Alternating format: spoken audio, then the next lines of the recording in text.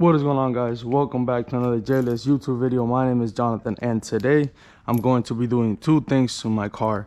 One is installing two wheel studs that I broke off on the front passenger side, and secondly, I'm going to be doing an oil change. I won't go as in-depth into the oil change because I already done a video about doing an oil change on this car before, but I do want to show you guys how I kind of work my way around stuff. So with all that said, let's get to jacking up the car and let's get straight into this. Okay, so now that the car has been jacked up, we can move on to removing the wheel and all the stuff that we need. So to remove the wheel, I'm going to use my impact gun, obviously.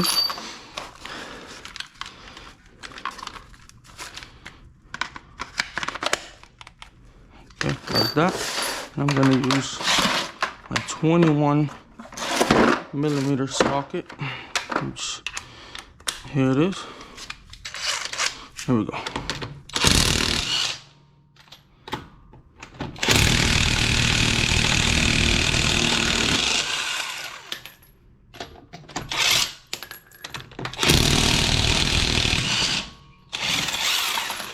Okay.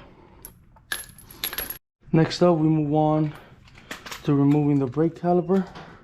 Look at that, snapped them right off. Okay, we got all up in here, and it is a 17 hose, right? So all up in here, just like so. It's really uncomfortable to get to it, so I have to use an angle.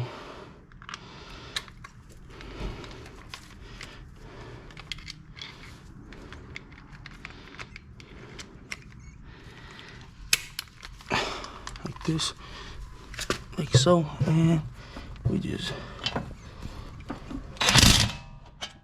put it in here now.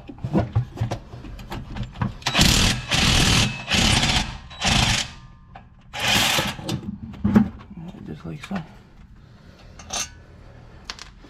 And for the bottom, same thing.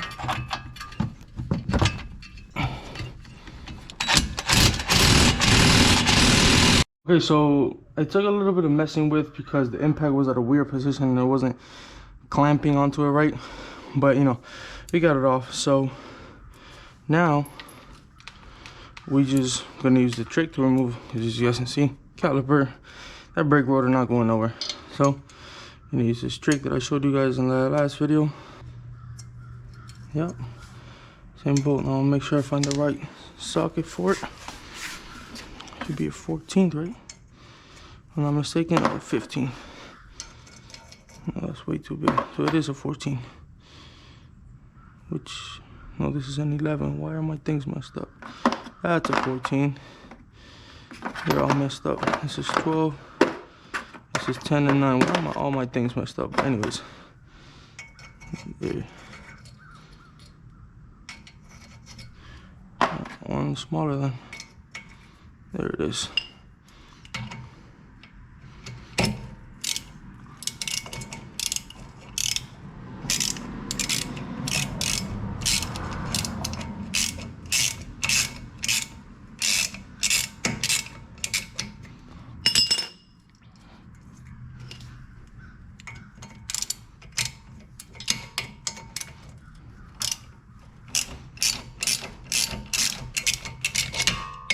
There you go, that rotor's coming right off.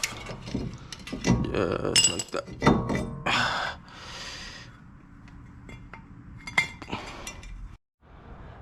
Okay, and just like that, we got the two studs out. Here they are. Now, believe it or not, it's been 2 days since I started working on this because I have like 5 hammers here at my house, like real talk. And I couldn't find a single one of them. So now I have one, and I just hammer them out. It doesn't take much effort, just small clicks, and I use this kitchen knife thing to just kind of like help me out. Started banging here on the back, as you guys can see, and they came right off. So okay, so next step is you want to make sure your car is in neutral because you want to be able to move the hub around, right? And if you guys check back here, the TC has a pretty straight shot in there. Some cars, you see this in the back of this backing plate, you guys might have to cut it off or something. This one looks like it's been cut off, slightly, but or you might have to look back here. There might be a little slit on it from factory that allows you, that gives you just enough clearance just so you can put the stud in. But as you guys can see, my stud comes in. I didn't have to modify anything. So just make sure your car is in neutral. First of all, make sure you guys have it seated very well, have it, and then have it in neutral just so you can move the hub around as you need it. Okay, so once you guys have it on here, make sure that it goes in there. Just hand tight, you don't need much. And then after that, I'm gonna grab some of these washers, right? And I'm just gonna put them over, like 2 or 3 washers, and just put them over the nut like that, just to create separation. But before we do that, where's my WD-40? We're gonna grab some WD-40. I'm gonna grease these up a little bit because I want them to move around a little bit, just like so. And then we're gonna put them on here now. And then from there, you can torque it down by hand, or you can use your impact if you have one. You're just gonna grab a lug nut. You're just gonna hand tighten it on there all the way down. Make sure you don't have no slack back here, like so. All right, like so. Make sure it's tightened. Then there.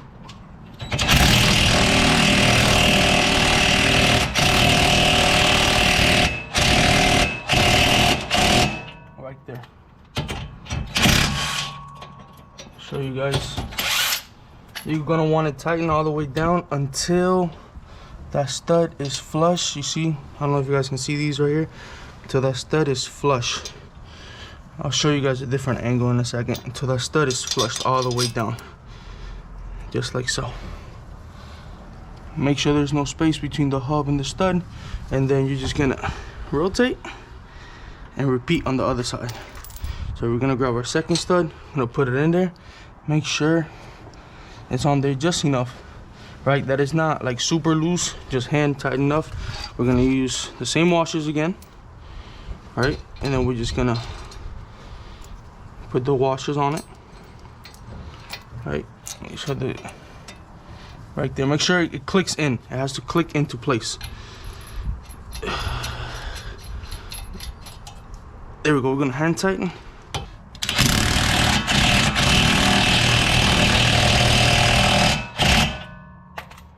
There we go.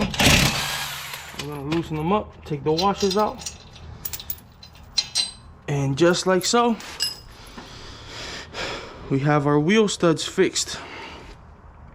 So next thing we gotta do is obviously put the rotor back in. Right, I'm gonna put the rotor back in and just secure it down with one of our lug nuts. There, just enough, just so it's not moving out. And then we're gonna grab our brake caliper. Gonna put our brake caliper in, just like so. Then we're gonna grab our brake caliper bolts. So I have 2, 1 and 2. Here's the fun part.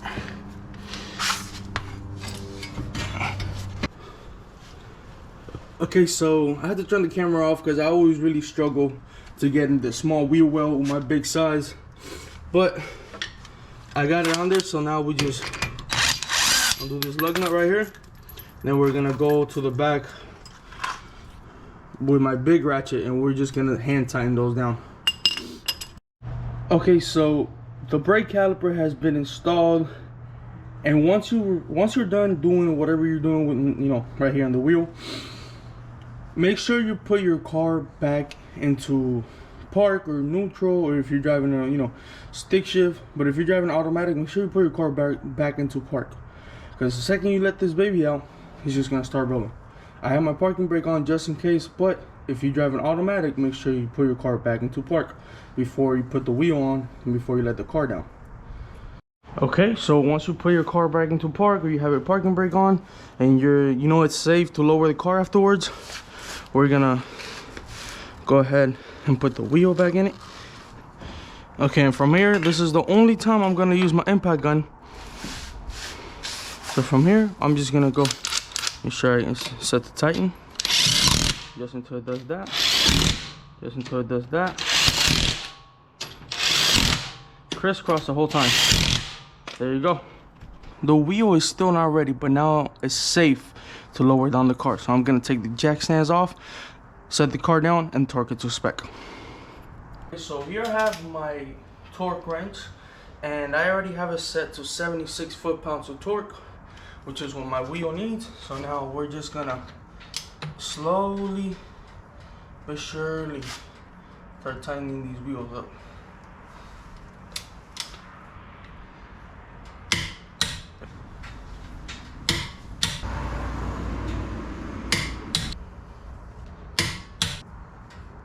There we go. They've all been fully tightened to 76 foot-pounds of torque. I'm gonna go grab my cross real quick and give them all a quick check. It's always good to double check. And then she's ready. Okay, so just like that, I checked all of them. They're all good. They didn't even move a single inch, which they're not supposed to because they were torqued to specifications. So that's it. That's how you replace wheel studs on basically any car, but specifically a 2015 Scion TC. Okay, so I'm about to go take it for a quick test drive and make sure everything works. Now we'll start up the car.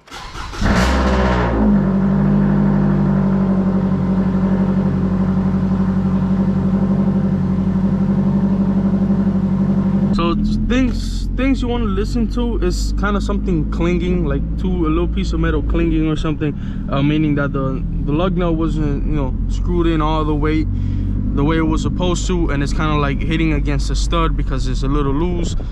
Some rubbing.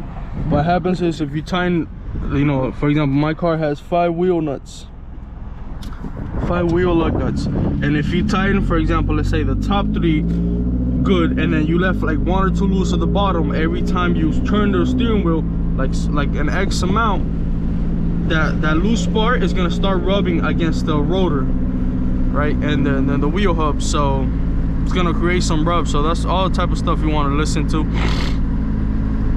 And we're just taking it easy now, letting the car warm up, but so far so good. It feels good. I don't feel any rub, I don't hear any rub. Brakes good.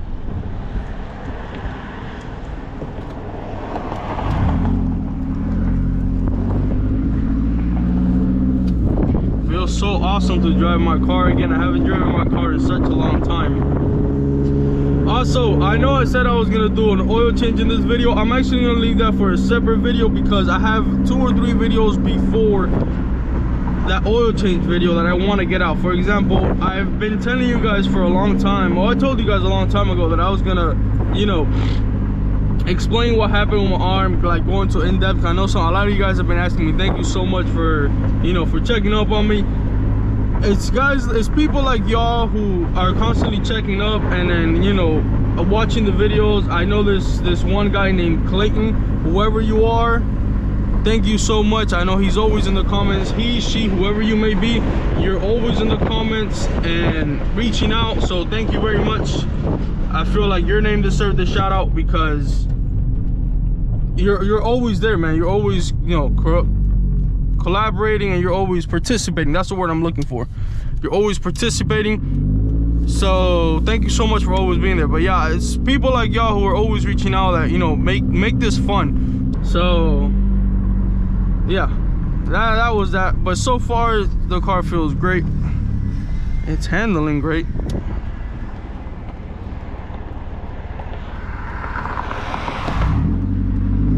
Yeah, I think I'm the only person in this world to completely snap off a wheel stud while using a torque wrench. You know, it's my first time ever using a click torque wrench, and I didn't expect that one to be that sensitive. It's awesome, it works great. This is not the torque wrench's fault. This is me. This is user error. This is me being dumb. It's my fault. But I didn't expect it to be that sensitive. So apparently, I was torquing it down and I heard the click just like you guys saw in the video.